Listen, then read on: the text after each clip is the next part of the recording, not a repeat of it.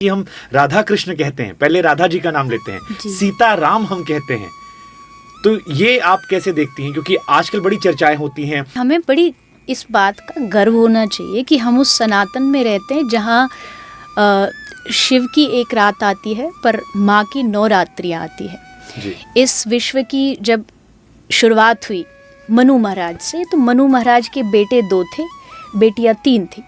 तो अगर रेशो देखा जाए तो उस हिसाब से हमेशा हमारे धर्म में नारियों की, कन्याओं की संख्या ज़्यादा रही है। और ये इस बात का प्रमाण है कि भारत सनातन जो है वो नारी पूजक है।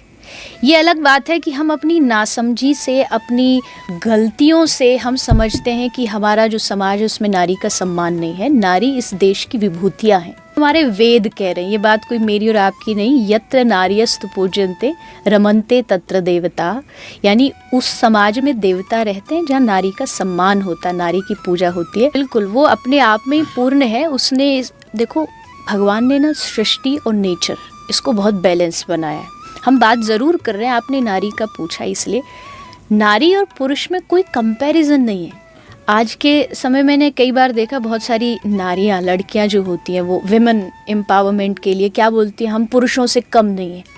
आपसे कहा ही किसने कि आप पुरुषों से कम हो या अपने आप को कंपेयर करो जी। आपकी एक अलग स्टेज है, आपका एक अलग स्थान है, पुरुष का एक अलग, जो पुरुष कर सकता है वो नारी नहीं, जो नारी कर सकती है वो पुरुष नहीं। तो आपने तिलक लगाया, बड़ा खूबसूरत लग रहा है।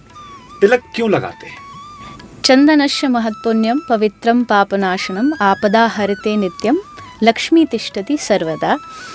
ये शास्त्रीय प्रमाण है तिलक का कि चंदन लगाने से हमारी जो अकाल मृत्यु, मतलब कभी भी कुछ एक्सीडेंटली हो जाना, वो नष्ट होता है, हमारे दुखों का नाश होता है और हमारे पास लक्ष्मी या भक्ति का निवास होता है। दूसरी बात, ये तिलक लगाना, ये तिलक होता है, ये ठाकुर जी के चरण होते हैं, यानी हमारे माथे पर 24 घंटे भगवान है।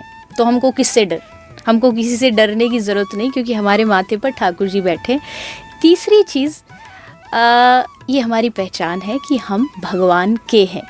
जैसे एक बच्चे की स्कूल की यूनिफॉर्म होती है, जैसे एक आर्मी वाले की अपनी यूनिफॉर्म होती है, ये भक्त की यूनिफॉर्म है कि उसके गले में तुलसी होगी, कंठी होगी, माथे पर चंदन होगा। तो इससे क्या होगा कि आपको बहुत सारी पॉजिटिविटी फील होती है। और हमारे पुराने समय में जब बड़े बड़े योद्धा लड़ने जाते थे युद्ध करने के लिए, तो ये विजय का प्रतीक होता था। ये कहीं ना कहीं हमें विजय की ओर लेकर के जाता है और हमें